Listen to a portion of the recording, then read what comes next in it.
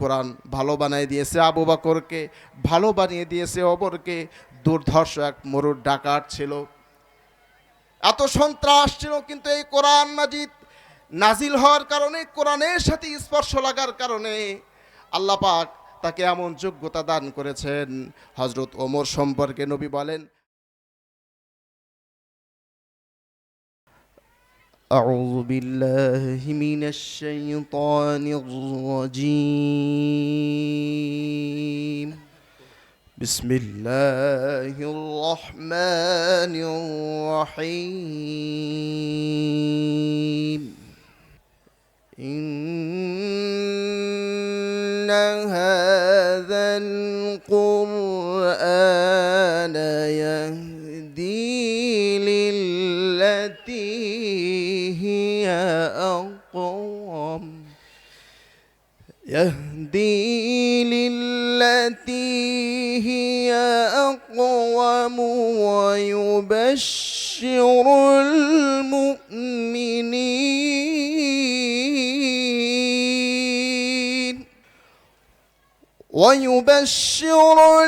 المؤمنين الذين يعملون الصالحات أن لهم أجرا كبيرا،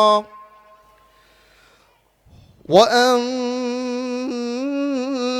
الذين لا يؤمنون بالآخرة، وأن الذين لا يؤمنون بالآخرة أعتدنا لهم عذابا أليما، أعتدنا لهم عذابا أليما،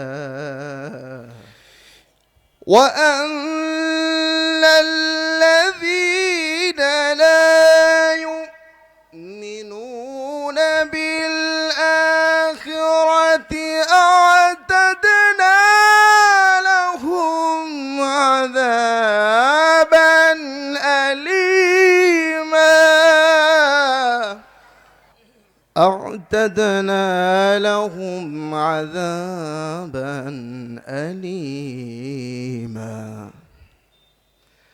أعتدنا لهم عذابا أليما.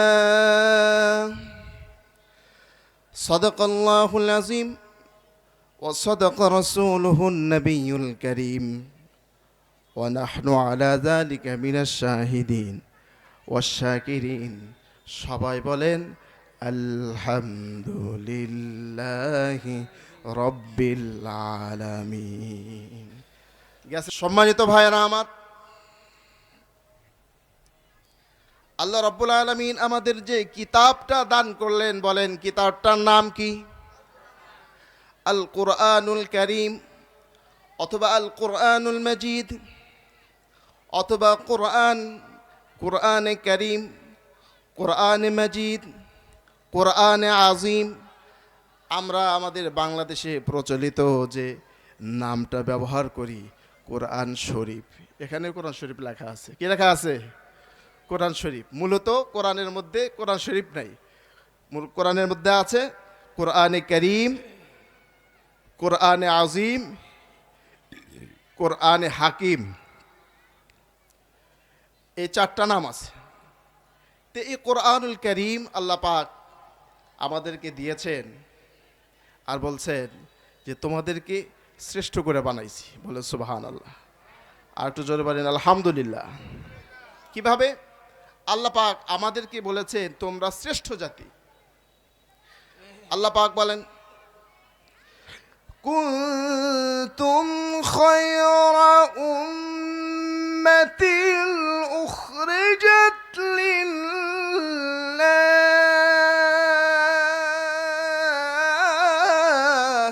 আল্লাহু আকবার। আল্লাহ আল্লাহ বলেন কুনতুম খায়রা উম্মাতিন, তোমরা হলো শ্রেষ্ঠ জাতি। শ্রেষ্ঠ জাতি কেন? আমরা শ্রেষ্ঠ কিতাব পেয়েছি, জোরে বলেন আলহামদুলিল্লাহ। 104টা কিতাবের মধ্যে শ্রেষ্ঠ কিতাব আমরা পেয়েছি। যত নবী আছে, যত রসুল আছে, সমস্ত নবী এবং রাসূলের মধ্যে শ্রেষ্ঠ নবী আমরা পেয়েছি, বলেন আলহামদুলিল্লাহ। আবার এই কিতাব যিনি নিয়ে এসেছেন, যত ফেরেশতা আছে, ওয়া ইন তাউদ্দু, যদি গণনা করো শেষ করতে পারবে না ফেরেশতা কত। সমস্ত ফেরেশতার মধ্যে শ্রেষ্ঠ ফেরেশতা, এই ফেরেশতার নাম হলো জিবরাইল আলাইহিস সালাম। জিবরাইল আলাইহিস সালাতু ওয়াস সালাম শ্রেষ্ঠ ফেরেশতা, তিনি শ্রেষ্ঠ কিতাব নিয়ে এসেছেন। আবার যে মাসে নিয়ে এসেছেন ওই মাসটার নাম কি বলেন? রমজান। রমজানুল মুবারক, শাহরু রমাদানাল্লাযী উনজিলা ফীহিল কুরআন। কোরআন মাস শ্রেষ্ঠ মাস, শ্রেষ্ঠ মাসে এই কিতাব নাজিল করেছেন। আবার রাত্রিবেলা নাজিল হয়েছে। রমজানুল মুবারকের ভিতরে একটা শ্রেষ্ঠ রাত আছে, বলেন রাতটার নাম কি? লাইলাতুল কদর। ইন্না আনজালনাহু ফি লাইলাতিল কদর, বলেন ইন্না আনজালনাহু ফি লাইলাতিল কদর ওয়া মা আদরাকা মা লাইলাতুল কদর লাইলাতুল কদরি খায়রুম মিন আলফি শাহর। তাহলে কিতাব নাজিল হয়েছে রাত্রিবেলা, শ্রেষ্ঠ রাত্রিতে। আবার যে কিতাবটা নাজিল করা হয়েছে এটা আমাদের জন্য। আল্লাহ রাব্বুল আলামিন শ্রেষ্ঠ জাতির জন্য শ্রেষ্ঠ কিতাব শ্রেষ্ঠ ফেরেশতার মাধ্যমে শ্রেষ্ঠ মাসে শ্রেষ্ঠ রাত্রিতে শ্রেষ্ঠ জাতির জন্য নাজিল করেছেন। এই জন্য আল্লাহ পাক আমাদেরকে বলেছেন শ্রেষ্ঠ জাতি, জোরে বলেন সুবহানাল্লাহ। এই জন্য আমরা খুশি না বেজার? এই জন্য বলি আলহামদুলিল্লাহ।